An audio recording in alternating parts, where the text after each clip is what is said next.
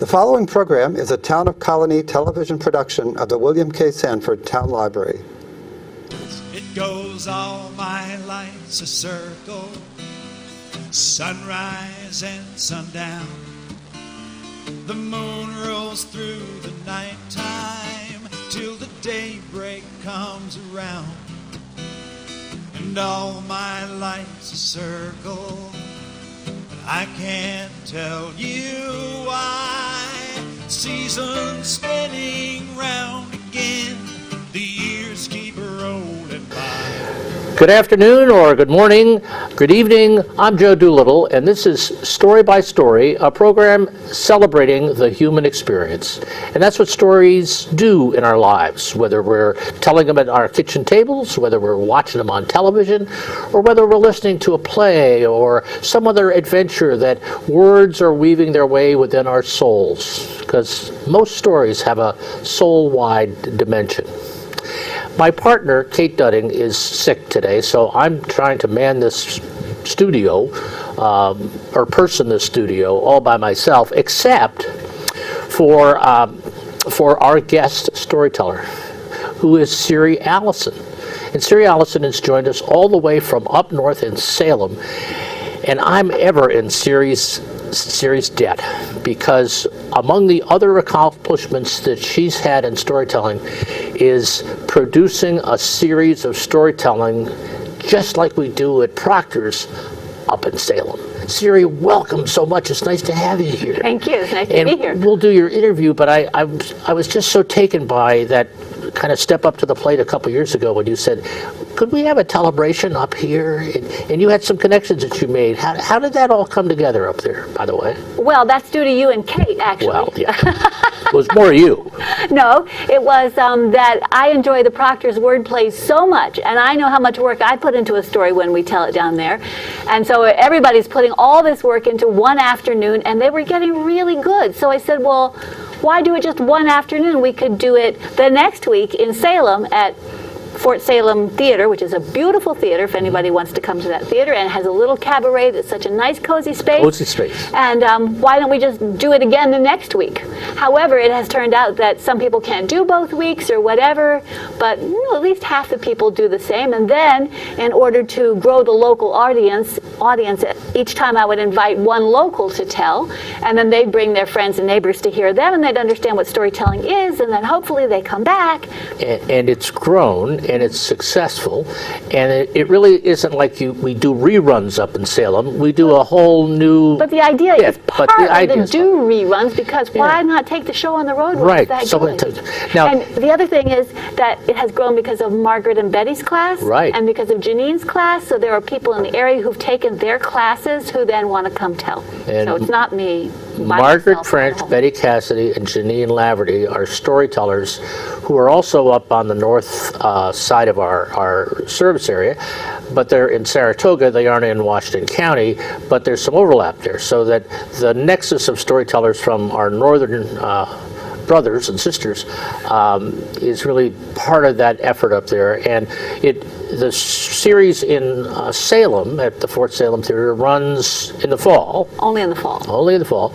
And you can get all the information about that coming up at our website, www.storycircle@Proctor's, in case you're interested in driving up and having a wonderful lunch up in Salem or in the environs there, enjoying the fall colors and getting a little dose of soul-sized stories at the Fort Salem Theater. Yes. Isn't that cool? That's cool. Well, I've had one of the nicer adventures in my storytelling life. About twice a year I tell stories with Kent Bushman and Harlan Ratmeyer, who are two clergy friends of mine, and we call ourselves Three Spirits. And we did a program last month on Three Spirits and Tales of Wonder. And it was a part of a program we were doing in our denomination, the Reformed Church, about caring for creation. And we just had a blast. And Kent got to tell some camp stories. I got to tell a story about swimming across a dangerous creek for the first time. And my wife actually got to tell. Gay has taken a composting course, and we've begun to turn our whole church into kind of green. So we're composting anything we can. And she gave a presentation on composting. So there you go. That was what we were doing. I've never seen you in person, but I have some of your CDs. Oh, Breed Spirits, and they're fun. We have fun. We have fun. We have fun. We have fun. So storytelling is alive and well in this area. Again, our website is storycircle@proctors.org, and there you'll find a lot of backgrounds on our various productions, on open mics in Saratoga and in Schenectady, and a list of members and the results of this storytelling program are available on our YouTube channel, which you can get to from that website. And there's almost 200 stories from guest storytellers from the past couple of years. So when TV gets dull, hit that website. Siri, you're going to have to help me with this a little bit. I know where you live. I've eaten your brownies. I've listened to you tell stories, but I really don't know how the storytelling talent was discovered in you. How did you become a storyteller? Well, I have a background in theater, and then my children were born, and my husband was working very long hours, and I didn't want to go off on tour or be out at rehearsal every night, so I quit.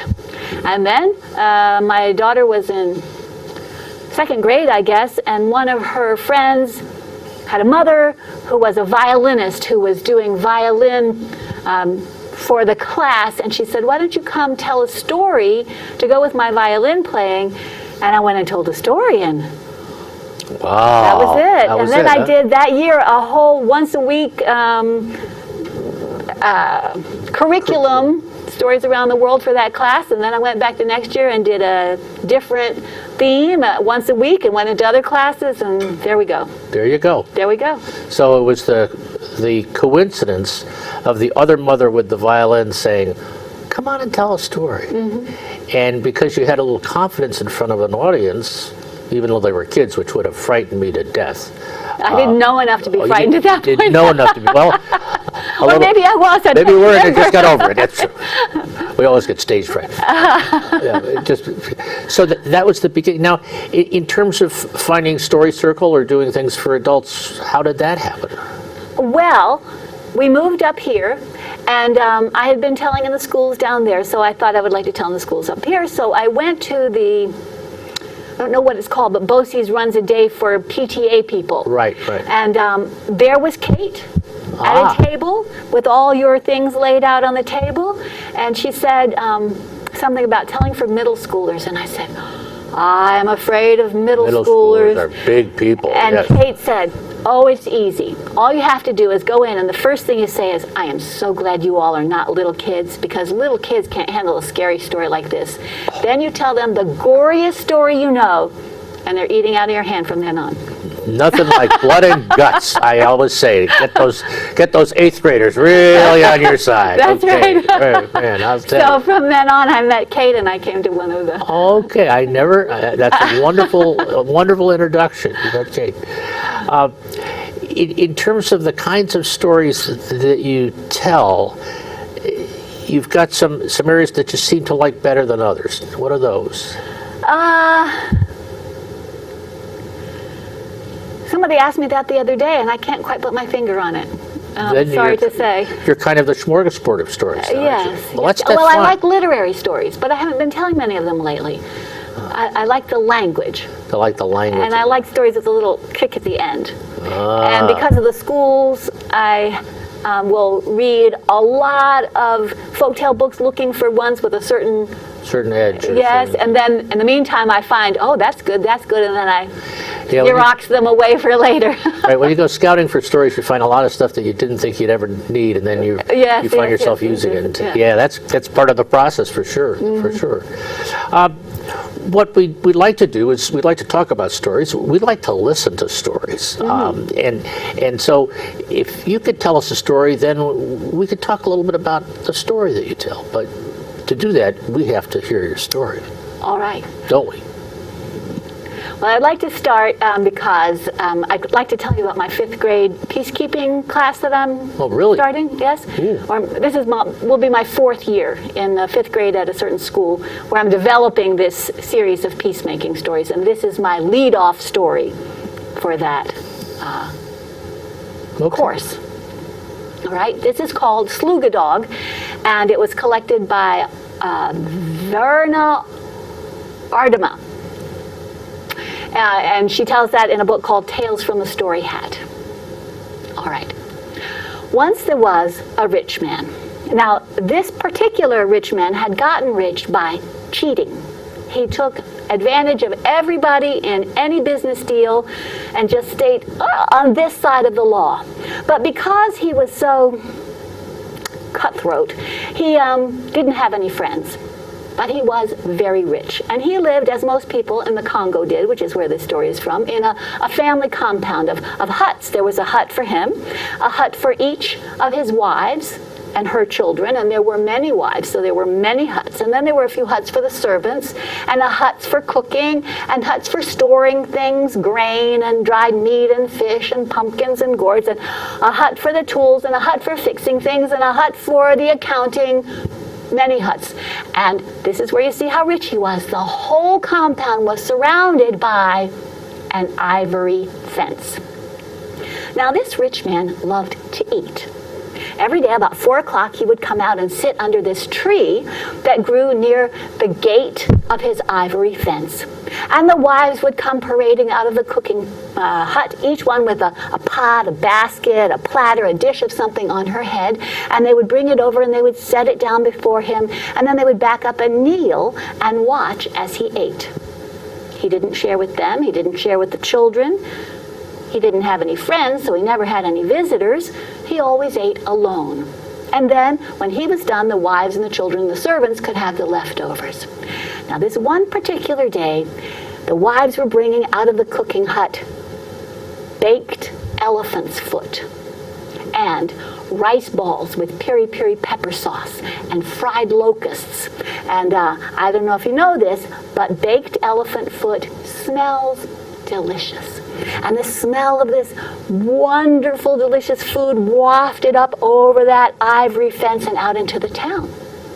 Now, at just that moment, a dog, Slugadog, was coming into town, and the smell of that elephant's foot, baked elephant's foot, hit his nose. Now, he was very hungry. He had just passed through several days of the hungry country, where deserty, he hadn't found anything to eat. He was seriously hungry.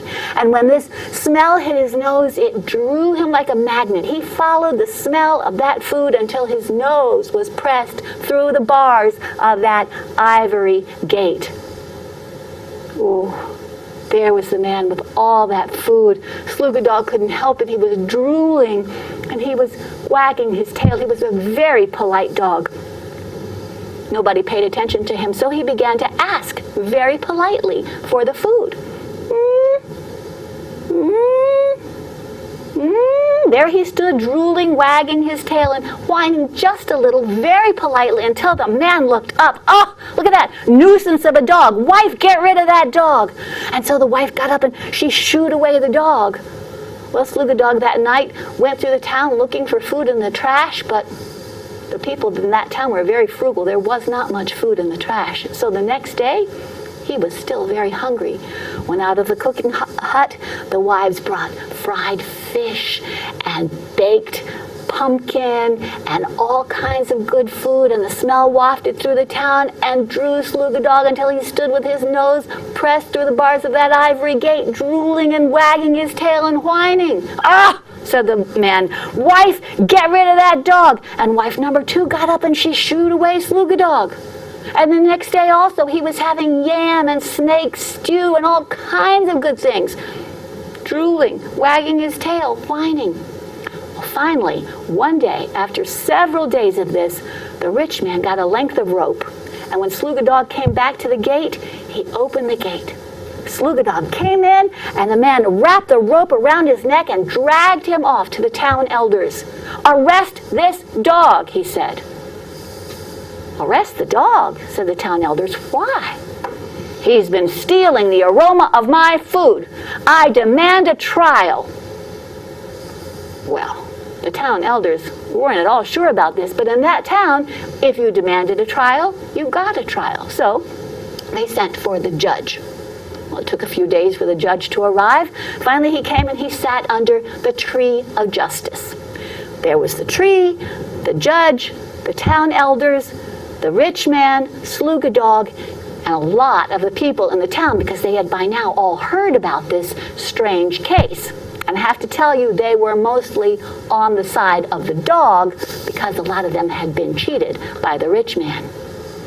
Well, the judge now, he wasn't taking sides because he knew it was his job as a judge to be impartial and listen very carefully. And so the rich man explained how the dog had been coming to steal the aroma of his food.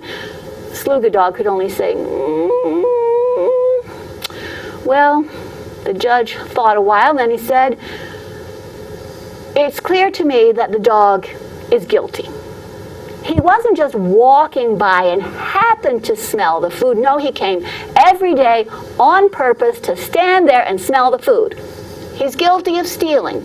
Now, if he had just stolen once, the answer would be easy. We would just throw him out of town the way we throw out anyone who has stolen. But he came every day. He has stolen often. This is going to have to be a special punishment. I'll need time to think about it. Come back tomorrow. So the people left. The next morning, there they are. The judge under the tree. Oh, there they are. The people, the rich man, Slugadog, the elders, no judge. They're waiting and waiting for the judge. Finally, here he comes, riding on a horse. Now, a horse was very unusual in this part of the world. They said, Judge, why are you riding a horse? Oh, he said, just because. And he got off the horse and he came and he sat down under the tree. The punishment, he said, will be as follows. The accuser, and he pointed to the rich man, shall beat the accused, and he pointed to the dog, until he is dead. The crowd gasped. Slugadog cowered. The rich man smiled and he picked up a stick. Now wait, said the judge. The crime and the punishment have to match. Everyone, and he's speaking now to the crowd, do you agree that the aroma is the spirit of the food? Yes, said the people, you could say that. The aroma is the spirit of the food. And, said the judge, do you say that the spirit of the dog is what must then be punished? Well, yes, yes, said the people. And, said the judge, would you say that the spirit of the dog resides in his shadow? Yes, said the people, yes, the spirit of the dog could be represented by his shadow. The judge said, so it is the shadow of the dog that must be punished. You, and he pointed to the rich man, must beat the shadow of the dog until it is dead. But you must not touch the dog. We will agree that the shadow is dead when the sun is straight overhead and you can see no shadow. The sun was low in the sky. It was early in the morning, and the shadow was long, and the rich man had to begin to beat that shadow. Now, he wasn't used to physical labor. He got very tired, very hot. He began to sweat. Every time he hit the ground, little puffs of dirt came up and stuck to the sweat. He got dirty, and as the sun got higher and higher, the shadow got smaller and smaller until he had to put his arm next to the dog so he wouldn't hit the dog, and then he struck his own arm. In a rage, he threw down the stick and he stomped through the crowd and he jumped on the judge's horse and he galloped off on the street that led out of town. Where's he going? Said the people. I don't know, said one of the elders, but I don't think he'll be back, because if he came back, we would have to throw him out of town for stealing the judge's horse. And that is the end of the story. Wonderful, wonderful. And now, where did you find that story again? I found it in a huge collection of children's stories, but it says that they found it in a book called Tales of the Story Hat, collected by Verna Ardema. My. That's a But great it's very story. similar to many other stories you've heard, right? That's a theme in The stories. theme about the rich man. Of course, you might even say that there's a little bit of a contemporary spin on that one, but I'm not going to go there on. Yeah. But would that we could get him on a horse out of town. But at any rate, we'll see. Tell me a little bit about the program you're doing with the fifth graders, because that sounds very interesting and intriguing. And it's geared around the concept of peace. Peacemaking. Peacemaking. Conflict resolution. Really? Yeah, I wish I had a degree in conflict resolution. However, I've thought about it a lot, and I've read a lot of stories. And with this one, I say to the kids, this is my lead-off story, and then we act it out. So I bring costumes and things. So we have a dog and a horse and, wives parading out, and that's fun. Oh, that's fun. That's fun. So then I say, all right, so what would we have said if the rich man had been able to have killed the dog? I mean, this way the story feels very satisfying. Yeah. But if it hadn't ended up this way, it would have felt wrong. And why is that? And immediately they say, well, it wouldn't have been fair. It's not fair. So I say, I think I'm correct about this, that almost all conflict in the world, not all of it, but a good sizable chunk is because it's not fair. From a 3-year-old who says her cookie's bigger than mine to the Revolutionary War, which they've studied, no taxation without representation, it's not fair. So then we talk about, well, if you fight over it, is that going to actually make it fair? Is that going to solve the problem? So then we go from there. Wow. That's the beginning. And how long does your time with the students go? I mean, was it several weeks or? Well, I'm coming up with more and more material, and I'm thinking of trying to do what I used to do, and that's go once a week, but for however long it takes. Right now it's a 5-day thing. Okay. That's the opening assembly, and then I have 45 minutes to an hour every day during that week for the rest of it. And you do this as kind of the resident storyteller in the school for that week? Yes. That's a great gig. Yeah, isn't it? And you get to both do the formal stuff you're doing and all the informal connections with the kids, I bet. Mm-hmm. Oh, man. Yeah, wow. that's great. That's super. That's great. And I bet they love you. I bet they love you. Well, it's fun to act out the story, so I make sure I bring one every day for us to act out. Act out the stories. And when you act out a story that way, it's a little bit, it's different than what people call improv, because the kids aren't actually making up the story, but they're making up all the rest of it. Right. In terms of how they dance or how they stand or how they do that stuff. Yes. Oh, man. And they'd probably say, oh, we had the most fun in school today. I hope Mrs. so. Allison was with us, and she just did this wonderful story. I hope so. Wow.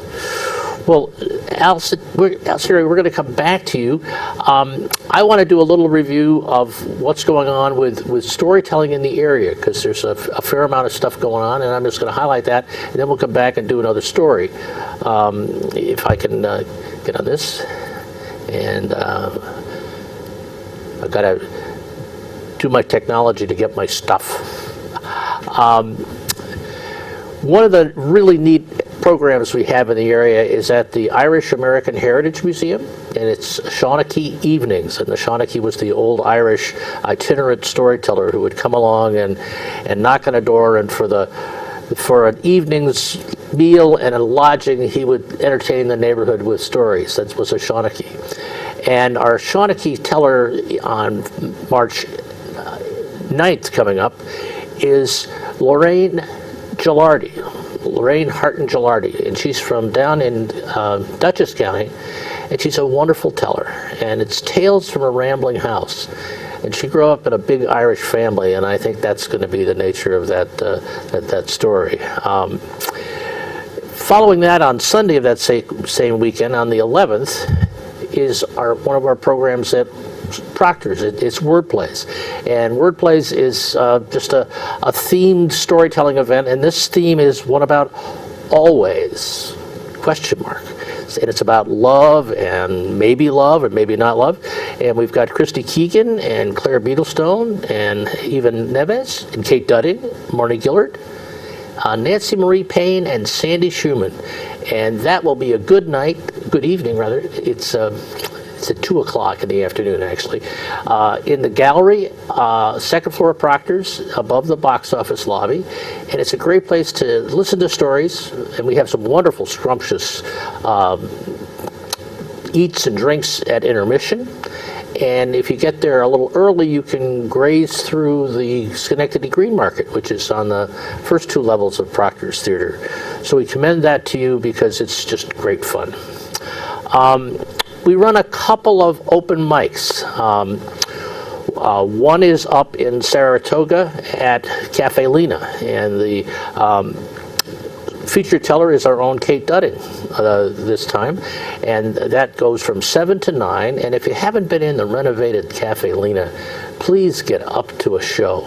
It is just the most vibrant space, still with some of that old panache of Lena's spirit there, but very well done. I think the food might be a little better than it was in the old days. At least the brownie I had the last time I was there was really good. And there'll be Kate doing about a half an hour set, and then there's an hour and a half of other storytellers who will sign up and do that. We have another storytelling program in Schenectady on the 6th of March with Christy Keegan telling the stories from social justice.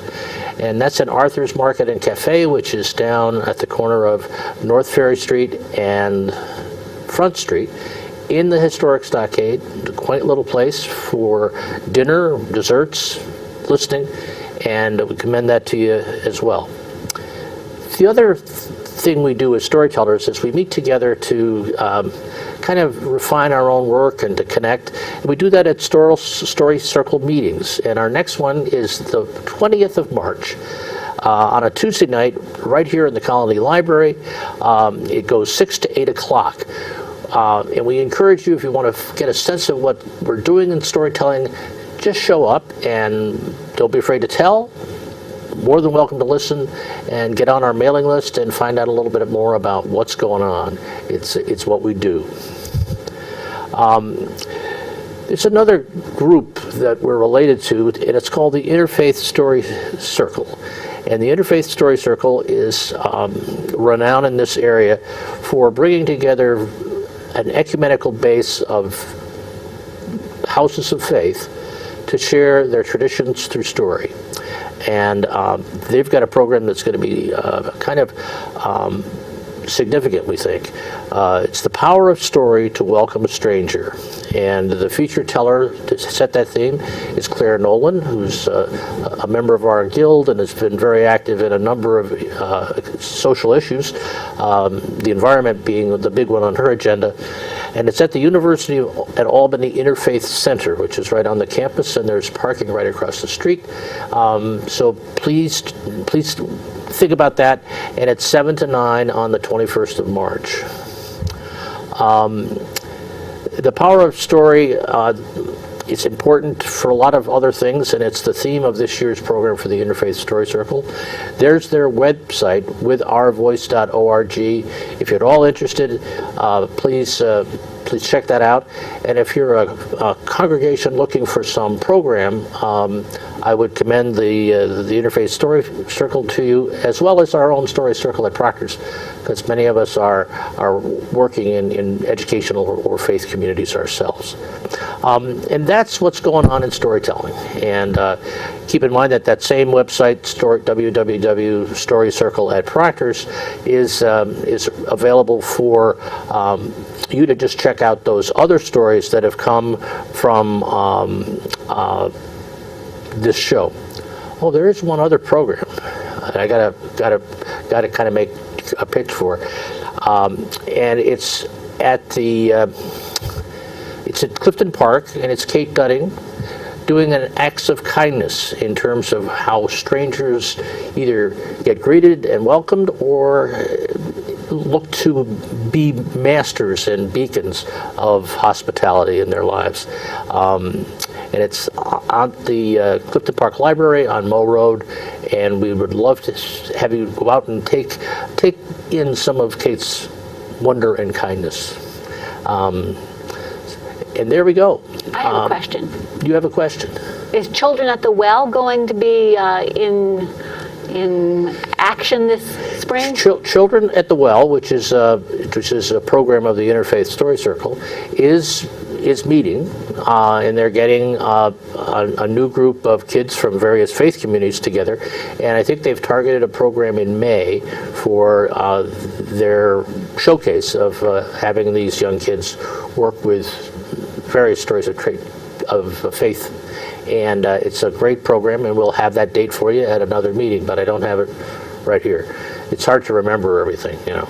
I mean, it's not hard, it's hard. I'm sure you don't have to have the May date to know you want to get started in February. Particularly the short-term memory. Oh, man, I tell you. Well, I think I was thinking as I was listening to your story and your description of the workshops you're doing, I think it's inspired to bring those skills to kids, to bring an understanding of what conflict root is. Sometimes you can't deal with it unless you can describe it, and that stories are a little bit more neutral than saying, well, I'm a bully, you know, which is part of the other equation. So I really commend you for doing that. I think that's wonderful. And can you just go back and give us a little bit more of a, how did that idea find you to do that kind of storytelling in the schools?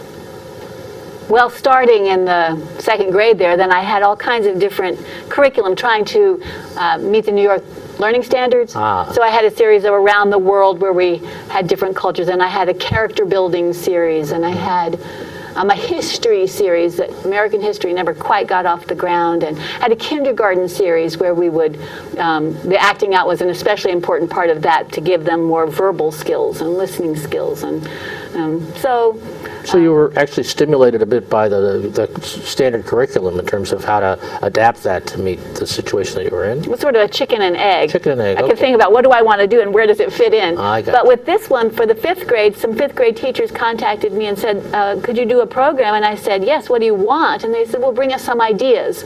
So I brought, that was on the list, and they said, well, how about that one? And that was the one I really wanted to do. So, and at that time, it wasn't as much a part of the curriculum for them as it is now. So it fits right in now. But they don't do it until after their testing is done. It's sort of a bonus? Fun thing in May, after their testing is done. Well, I asked the question because I'm always curious about how the right niche gets discovered by an artist. And, you know, that sounds like a good story about how that happened.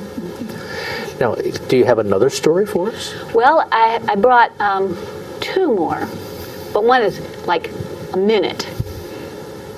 So we'll do the short one and we'll talk about it. All right. So after we do the Sluga Dog, and we talk a little bit about all conflict isn't bad, because you have to have some conflict in order to change and grow. You know, how is something ever going to get better if you don't say, well, this isn't right? And that's going to cause a little conflict. So it's not that conflict is bad, but it's the way that we handle it that makes it helpful or unhelpful. And so here's a story about, this is an Aesop's fable, about one way to handle what's not fair, which is what we set up in the other story. So once there was a rug merchant, and this is a long time ago now, before taxis and trains, he hired a donkey with a man who owned the donkey, who would lead the donkey to carry his rugs to a neighboring town where he was going to sell them. Now, the way between one town and another led through a sort of desert area where there was a lot of sand and scrub brush and a very bright sun. And after a while, they were hot and tired, and they stopped to rest. So the owner of the donkey sat in the coolest place available, which was the shadow. There we go with the shadow again. Yeah. The shadow of the donkey. Well, the merchant looked at the owner of the donkey sitting there, and he said, I paid for the use of the donkey for this time. Now, I paid for it, so that's my shadow for now. You get up, I'm going to sit down. And the owner of the donkey said, you paid for us to carry your rugs to the neighboring town, but this is my donkey, it is my shadow, and I'm going to sit here. And so the two began arguing, and the argument grew until it came to blows, and they were in the middle of a fist fight, and while they were fighting, the donkey ran away. That's the end of the story. You mean so they fought and consequently they lost the benefit of having the shadow to even think about. Exactly. So did fighting help them solve this problem? Wow, that's pretty profound. And the kids get that point right away, probably. Yeah. Yeah. Oh, good for them and good for you. Oh man. Good for Aesop, right? Good for Aesop, right? Yeah. Good for Aesop. Well, wisdom is a development of kind of experience and knowledge, and I suppose something as long-standing as Aesop qualifies on both counts. Right. I read something, I don't remember where and who said it, but there are no people 1,000 years old, but there are words There are 1,000 years old. There you go. Some of them, there right. you go. There you go. And I suppose someday there'll be video clips. God bless us on that one. Oh, my mind. I hadn't thought of that. I love Lucy. No. And so that's when that happens, you've got a kid being the donkey, and you've got the kid being the merchant, and the kid being the owner of the donkey. Right. And do you have a son coming by to make a shadow? I hadn't thought of that yet. Oh, well, I'm just thinking about it in That's terms an idea. in terms of building perspective. Well, that's wonderful. Are you going to tell another story from the same I was string? hoping to. Well, that would be good. We've got a little time. We may have a little bit more time. All right. So please keep the stories coming. All right, this one is called 5 Eggs, and it is from Ecuador, collected by Pleasant de Spain in a book called Tales of the Emerald Lizard. Tales of the Emerald Lizard. Yes. And Pleasant de Spain is a storyteller who is from Troy. Is he? Yeah, he's from Troy, New York. He grew up in Troy. He came back a little while ago and then left again. He's very well known internationally. So Yes, he has several books, I But he was in Troy for a fair bit of time. Where is he now? I think he's moved to Florida, but he was here. So you know him? I've met him. Yeah. How about that? Yeah. Neat, and a great teller, and one of those oracle type of resources in our business of what he knows about storytelling and about stories. Yeah. Yeah, I saw another place that this was collected or recorded by Harold Kurlander, is that his name? Kurlander, yeah. Yeah, so he's another one of those guys. Yeah. So they both had collected Yeah. this story. And I've actually put my own little spin on it. Well, there you go. Let's hear your spin on Pleasant de Spain. Yes. All right. So once there was a couple, a wife and a husband, Esme and Jorge. And they were very poor. So poor, in fact, that they often did not have enough to eat. One morning they got up, and for breakfast they ate the last little bit of rice they had left over from the night before, and they were still hungry. So Esme went to the pouch where they kept their money, and she knew how much was in there, 2 pennies, but she dumped it out hoping there'd be more. 2 pennies. She picked them up. Jorge, she said, why don't you take these 2 pennies to the market and buy us an egg? It'd be something healthy and different and would maybe sustain us until tomorrow. What do you think? Jorge said, I think it's a great idea. He took the 2 pennies, he put them in the pocket of his raggedy old coat, and he set out for the market.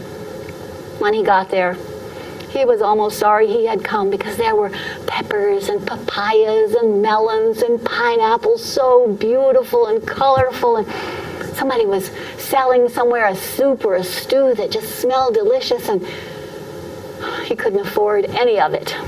So he made his way to where he knew the egg seller was. The egg seller was a man that he knew named Juan. And there was Juan just about to fall asleep behind the crate where he had set up his eggs. That gave Jorge an idea. He said, Juan, why don't you go home and take a nap, and I'll stay here and sell your eggs for you, and you could pay me by giving me 2 eggs. Oh, that's a good idea, said Juan, and he went home to take a nap. Well, Jorge took the 2 eggs he'd been promised, very carefully put them in his pockets, and then began enthusiastically to sell eggs! Eggs! Come buy your eggs! Fresh, delicious eggs! Well, before you know it, he had sold all the eggs.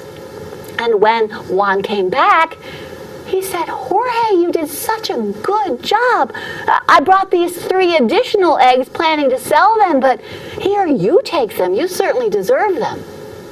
So now how many eggs does Jorge have? 5. 5 eggs. So, very carefully holding these 3 with the 2 in his pocket, he walked home as fast as he could to Esme, got in the door. Esme, I have 5 eggs. Jorge, 5 eggs! She took them and put them in a pot of water, put the pot on to boil. She watched them carefully. When they were done, she peeled them. She put them on the plate in the middle of the table. Jorge, they're ready! And he came and sat down.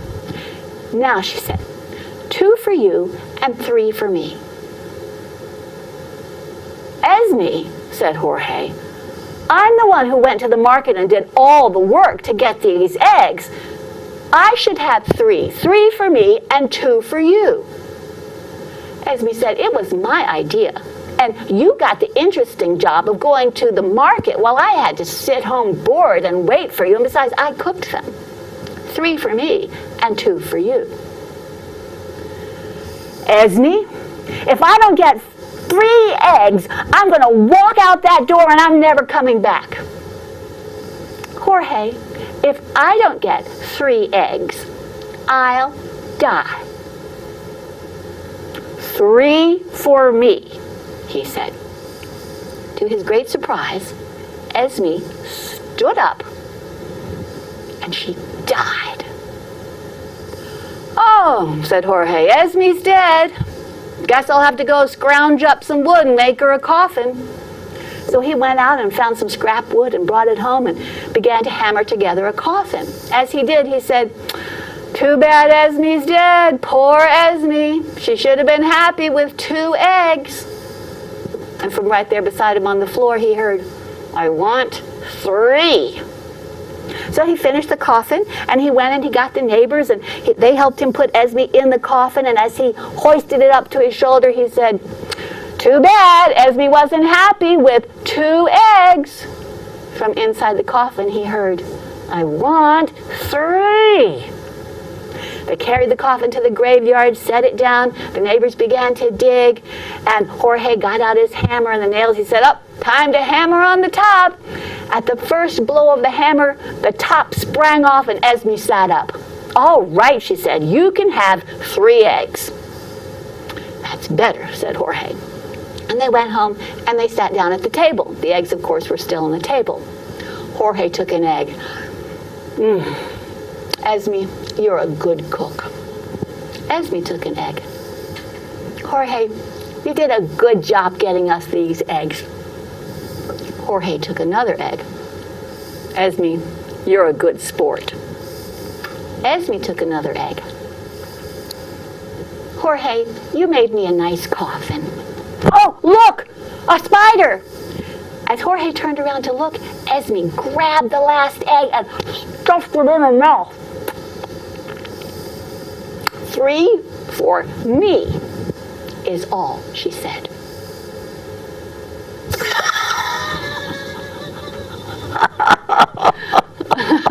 Hello. Now we act that one out, and that's fun. I was going to say, everybody wants to be the wife, right? It would be Esme, right? Right. Oh. So let me get the politically correct spin on this. The guy is the one that's afraid of the spiders. Well, I started to look that up because it might say a tarantula. Oh, okay. It's not just any old spider. This is Ecuador, but I wasn't sure it was a tarantula, so I just said spider. Okay. But and then the woman, by guile, gets her way. Yes. Now, when the kids talk about the story, what's their take on it? What's their dialogue? Well, unfortunately, I don't give them I say, how could they have handled this better? And I get a range of answers. The best one, I think, is that they said is they could have scrambled the eggs. They could have scrambled. And then they would have split it in half. Ah. But now this story doesn't always, you laughed, but that is a difficult thing as a storyteller. When they were acting it out, I was trying to see how could we make them laugh, and I had them do the ending several times. You had to take a beat and then do that, but I was never satisfied with the ending, so I actually made up a new ending. Well, you want to hear that? Well, would we like to hear the alternative ending? I think there's a yes from the audience. Oh, you think so? Well, and I had a little help from Christy Keegan with this. Oh, okay. Well, a good coach is always in the picture. All right. So she stuffs the egg in her mouth. 3 for me was all she said. Jorge got up from his chair. He stalked to the door. He opened the door. And there was a little boy. Who are you? He said. I'm Juan's son. My daddy sent me to say you did such a good job selling those eggs that he'd like to offer you a job. You and your wife could live over the chicken house and he would pay you and you could have all the eggs you want to eat. Jorge looked at Esme. I'm not a good sport, she said, but I am a good cook. He smiled and held out his hand, and together they went with the little boy. Oh, that's actually, you could have the kids make up. That was where that came from. That was where that came. But I can't remember whether we actually got to making up a new one. I mean, we have a crunch there because I have, like a lot of stories each time. But yeah, well, gee whiz, that's quite good. And how many kids are in your class when you're doing this? Oh, there are 4 classes of 20 kids maybe. Wow. I go from class to class. 20 kids, 4 classes. Wow, that's so you're inoculating about 80 kids with the nature of story and basically being the interpreter of life. That's the idea. I mean, that's what stories are about, right? Yeah, I've just chosen these. Yeah. But the subject is so huge. That's why I say I wish I'd taken classes in conflict resolution. There is a girl from their school who now, I think she's getting a doctorate in peace studies in Sweden, and she wrote me about, I wrote to her, and because I use her as an example to the students of what they could do in their future lives, or now, we talk about what could you do, and she talks about conflict transformation. As you take a conflict, you don't just try to solve the conflict, you try to change it into something good. So there's all kinds of, you could spend a year or more with the kids every day working on this stuff. Have you ever gone back to the BOCES clearinghouse, where you met Kate the first time, with that curriculum to kind of see if you get people to adapt it? Because since you've got it done, it sounds, given the present turmoil, I almost give up. Well, it's interesting. We've got about 12 minutes, so we've got a little time here. I just got back from Costa Rica. Oh. And Gay and I were traveling with a tour, and friends invited us to go on the tour, and I didn't do all my homework, but wound up in the day before the tour started in San Jose, the capital, in the National Museum. And like other Latin American countries, they have had their sense of turmoil. But in 1948, they had a revolt against the military coup. There was a military coup, and then the people came back, and there were talks about who was a communist and who was all this stuff. When they sat down, and the military had done the coup, the first thing that the non-military people said, we're going to do away with the military. We won't have a military who could ever do a coup again. And they did. And they don't have a military. And the museum is in the old Bastille. It's in downtown San Jose. And it makes all the difference in the world because they have to rely on their human nature to solve conflicts. Guatemala, soon after that, invaded Costa Rica. And they went to the World Court, and they got an arbitrator, and they adjudicated the issues, and there was no war. How about that? Well, how did Guatemala agree to that? Well, because the World Court is the World Court, and it's backed by the UN, so if Guatemala hadn't taken it, the UN was prepared to make the boundary line where they thought it ought to be in terms of its history and stuff. it was an interesting development because geographically the river dividing Guatemala and Costa Rica had changed its course in a flood, and then Guatemala said, we want the river, the border 20 miles that way. They said, not so fast. But that's an example from the Americas, and there's very few places in the world where you've got that kind of insight. And if you go forward 30 years after that, was when the president of Costa Rica got the Nobel Peace Prize for his work in Nicaragua and Guatemala. And that was another element of it. And it's the most stable economy of any economy in Central America. And the other insight that came out of that in the 50s and 60s is they made a determination to protect their environment. And they did that in response to the tourist phrase. So when you show up on a tourist bus full of gringos and you're a little embarrassed because you're there in the cloud forest, what you hear is, oh no, we're glad to see you because the tourist industry has saved our forest. How about that? And they're very aware of what that means for them. And I was struck by how gentle the message is versus the message we send from our country and the tragedies that have resulted. And I'm not saying Costa Rica is perfect. I'm just saying that you can certainly sense the difference when you're there.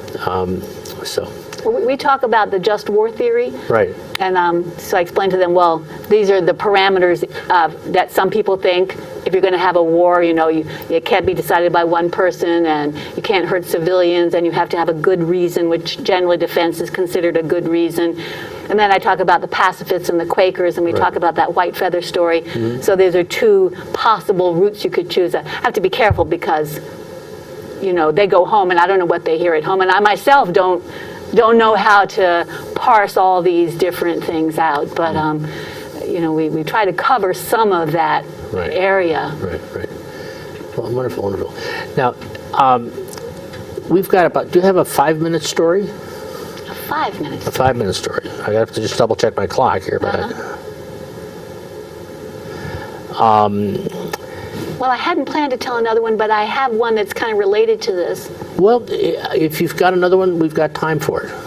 You have something else you'd rather do?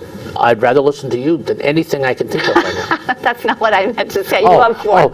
It's a good setup, though, wasn't it? Did you like the way she did that? Because, see, I could have volunteered to tell a story, and then she said, okay, Joe, but no, we're going to listen to Siri. I'm here every month. All right. Well, now, I don't have this story, but we'll try. This is a sad story, and I haven't figured out where to fit it in, but it belongs in my lineup of the reasons people fight. All right. Once there was a Raja, a ruler of a certain small kingdom, and he had a son whom he was grooming to become Raja after him. Now, in the son's 10th year, the Raja engaged a new Diwan, or chief advisor. And when the Diwan's family moved into the royal compound, it was discovered that he had a 10-year-old son. And the boys became fast friends. The Raja's son was so happy to have someone sit with him and whisper during those tedious royal ceremonies, and to sit with him in front of those everlasting tutoring sessions on philosophy and history and government and literature and manners and music and swordsmanship and archery. Oh, now archery wasn't boring. The boys both loved archery. There was something about that combination of the physical strength and the precision. They just loved it, and they practiced every day, and they were soon quite skilled with the bow and arrows. Now, when the boys were 12 years old, they were allowed to accompany their parents on royal hunting expeditions.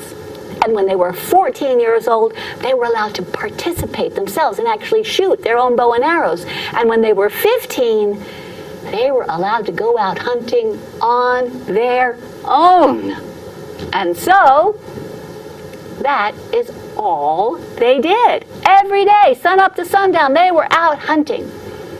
Well, this disturbed their parents because They weren't home studying, and the parents scolded them. They said, in just a few years, you're going to have responsibility, positions of importance in this kingdom, and you're going to need to know everything you're being taught in government and philosophy and history. You need to know this. Stay home and study. But the boys didn't listen. Every day they were out hunting. So the parents made them stay home. And the boys sat there in front of the tutors, but really they were drawing maps about where they would go next and discussing various bow techniques. So the parents separated them, each one in his own house. And then they spent their time moping with the servants, carrying messages back and forth. So the parents gave up and they said, well, it's a phase, they'll get over it. But weeks went by and still they were out hunting. So with regret, the Raja sent his servant to the marketplace with a message, an announcement to the people that whoever could break up the boys' friendship would be given a large reward. Well, nobody came forward. I don't know if they felt sorry for the boys or what, but nobody came forward. But a few days later, the servant in the marketplace overheard an old woman, and she said, I could break up the boys' friendship. I wouldn't do it, though, unless the Raja gave me a lot of money. Well, the servant corralled the old woman, brought her before the Raja. She said she could break up the boys' friendship for 50 rupees. Oh, said the Raja, if you can do that, I'll give you 100 rupees. All right, said the old woman, I need 2 strong soldiers, a drummer, a length of brand new silk, and a palanquin. A palanquin is one of those litters with the long sticks where you carry someone on a journey, the canopy. So the Raja got her these things, 2 soldiers, a drummer, a length of silk, a palanquin. She took the soldiers to the hovel where she lived. She cut up the silk. She covered the palanquin, new curtains, covered the pillows so the boys would not recognize this palanquin before, from something they'd seen before. If she took it off, they wouldn't recognize it again. And then she got a winnowing fan. She put that on the pillows and the palanquin, and then she got a sizable chunk of manure, and she put that on the winnowing fan. Then she had the drummer drum, ta, ta, taki da taki da taki da ta, ta, taki da taki da taki da taki da, and she followed, and the soldiers picked up the palanquin, and they marched up into the town through the market street, taki da taki da taki da, back the other way, back the other way. We're running out of time. And so finally the boys come and they see this palanquin, and the soldiers have been instructed not to tell who's in the palanquin, and so they put it down, and the Raja's son looks in and says, oh, what is that? And the Dewan's son says, well, we'll just have to take the story out. But the old woman, she says, I can tell one person why I am carrying manure around in this palanquin. And the Dewan's son said, all right, you can tell me. And then, said the old woman, that person may tell one person. All right, so she says to the Dewan's son, she pretended to whisper. She leaves. The Raja's son said, what did she say? Well, she didn't say anything. She just pretended to whisper. Oh, come on, you can tell me. She said you could tell one person. She just pretended to whisper. I am telling you. What? You're taking her side. She told you not to tell me. I'm your best friend. Look, let's go get her. She'll tell you what she told me. No, she's already told you, and you've agreed to keep me in the dark. I told you. I command you. I'm the Raja's son. Tell me what she said. If you pull rank on me like that, I don't even want to be your friend. Well, fine, I don't want to be your friend either. Boom, boom. And the debriefing on that one, my friends, you're going to have to do in your own living rooms. We're going to leave you there for this month and hope to see you here in April. Much good cheer. And thank you, Siri Allison. Thank you, Joe. And I hope Kate feels better. It goes all my life's a circle, sunrise and sundown. The moon rolls through the nighttime till the daybreak comes around. And all my life's a circle, I can't tell you why. Seasons spinning round again,